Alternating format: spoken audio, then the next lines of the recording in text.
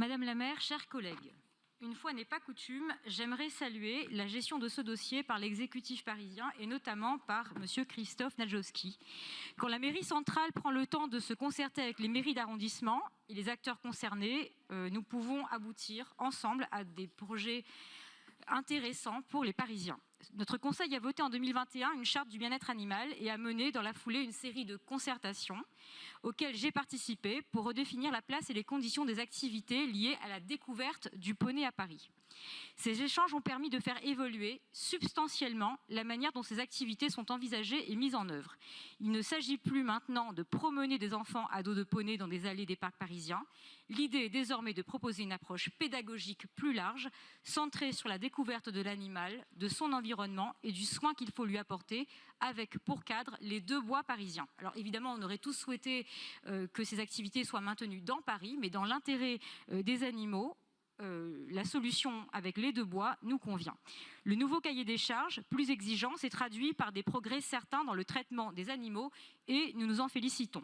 Des professionnels dont l'activité ne plaçait pas toujours le bien-être animal au cœur de leurs préoccupations ont été écartés. Là encore, c'est une bonne nouvelle.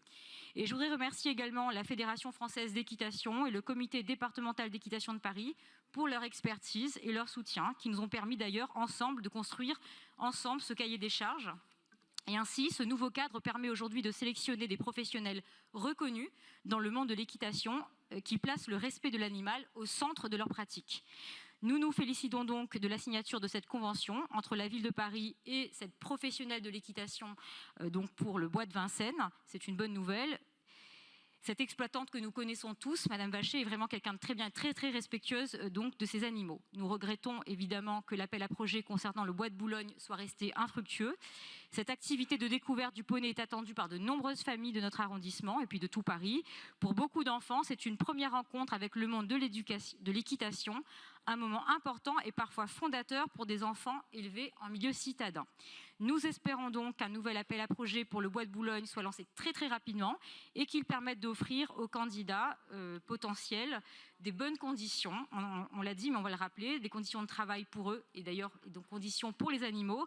Cela passe par une place de stationnement dédiée, un point d'eau accessible, un enclos sécurisé adapté et un espace ombragé. En substance, tout ce qui est nécessaire pour que cette belle initiative ne soit pas simplement un engagement, mais le début d'une réussite concrète sur le terrain. Continuons de travailler ensemble pour que ce projet aboutisse maintenant dans le bois de Boulogne. Je vous remercie.